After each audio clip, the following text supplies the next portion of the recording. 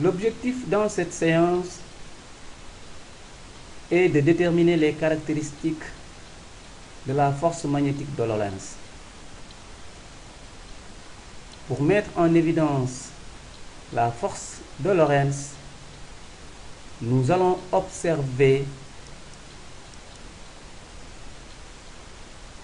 un faisceau d'électrons qui pénètre avec une vitesse V0 dans un champ magnétique uniforme créé par les bobines de Helmholtz dans différentes situations.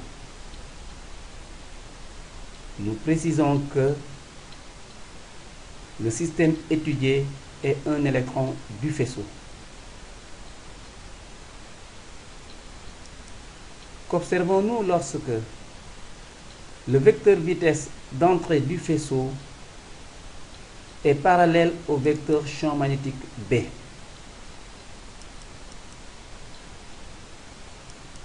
Nous observons que les électrons du faisceau ne sont pas déviés. Ce même phénomène est observé lorsque le vecteur champ magnétique est égal au vecteur nul.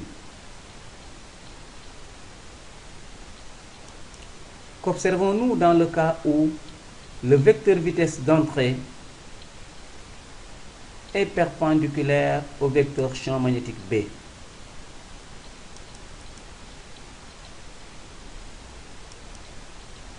Nous constatons que la trajectoire décrite par les électrons est circulaire. Qu'en est-il lorsqu'on inverse le sens du vecteur champ magnétique? Le sens du mouvement change si on inverse le sens du vecteur champ magnétique B. Nous pouvons alors retenir que la force magnétique F, appelée force de Lorentz, agit sur les électrons en mouvement si le vecteur vitesse n'est pas parallèle au vecteur champ magnétique. Elle est nulle si les vecteurs vitesse et champ magnétique sont parallèles ou si au moins un des deux vecteurs est nul. Ces propriétés conduisent à l'expression de la force de Lorentz.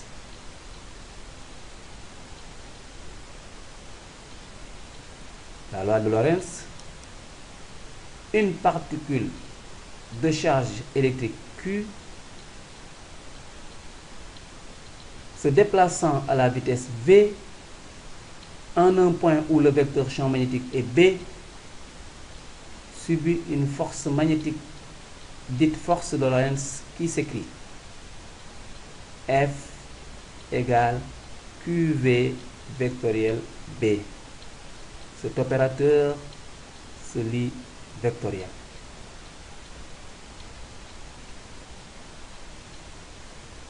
La force de Lorentz est un produit vectoriel. Elle est caractérisée par son point d'application qui est la particule de charge Q animée de la vitesse V faisant un angle alpha avec le vecteur champ magnétique B. Sa direction est la perpendiculaire au plan formé par le vecteur vitesse V et le vecteur champ magnétique B. En d'autres termes, le vecteur force de Lorentz est à la fois perpendiculaire au vecteur vitesse et au vecteur champ magnétique. Son sens est tel que QV, B, F forment un trièdre direct. Vous constatez que dans cet exemple, la particule porte une charge négative. Et dans ce cas, QV et V sont de sens contraire. Son intensité s'exprime par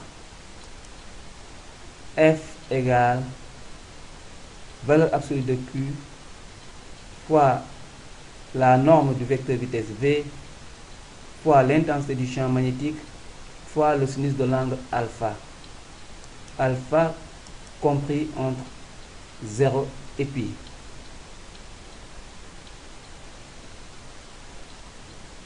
Revenons au trièdre direct qui permet d'indiquer la direction et le sens de la force de Lorentz.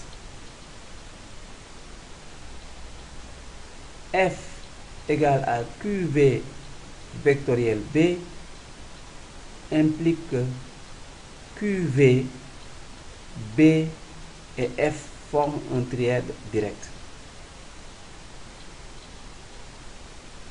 Comment reconnaître un trièdre direct? La règle de la main droite, entre autres méthodes pratiques, permet d'indiquer un trièdre direct. Voilà l'image d'une main droite ouverte.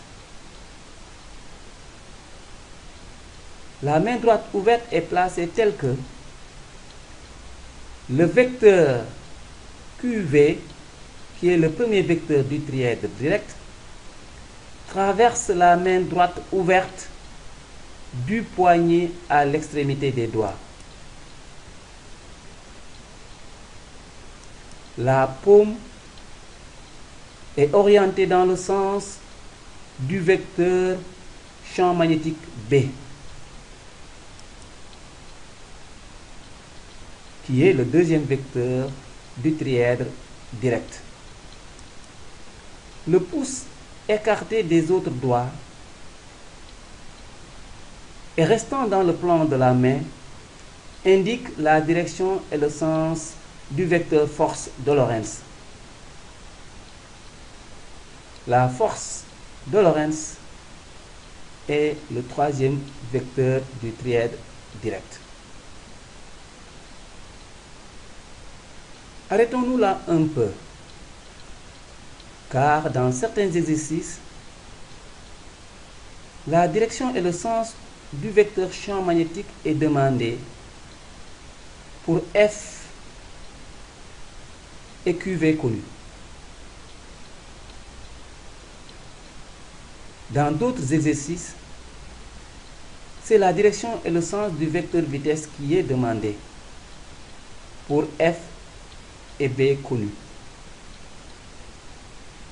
Dans ces situations, la permutation circulaire, qui est une propriété du produit vectoriel, semble être très convenable.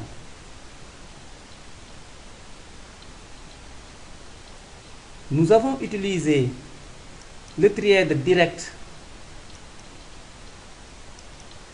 QVBF pour indiquer la direction et le sens de la force de Lorentz. Alors maintenant, pour indiquer la direction et le sens du vecteur champ magnétique, nous allons utiliser le trièdre direct FQVB. La force de Lorentz traverse la main droite ouverte du poignet à l'extrémité des doigts. La paume est orientée dans le sens de QV et le pouce écarté des autres doigts indique le sens de B. Pour indiquer la direction et le sens du vecteur vitesse, nous allons utiliser le trièdre direct BFQV. Le vecteur champ magnétique traverse la main droite ouverte du poignet à l'extrémité des doigts. La paume est orientée dans le sens de la force de Lorentz et le pouce écarté des autres doigts indique le sens du vecteur QV. Le signe de la charge permettra alors de déterminer le sens du vecteur vitesse V. Pour passer d'un trièdre à l'autre, nous avons fait la permutation circulaire. Les vecteurs pris dans l'ordre indiqué dans un ensemble forment un trièdre direct.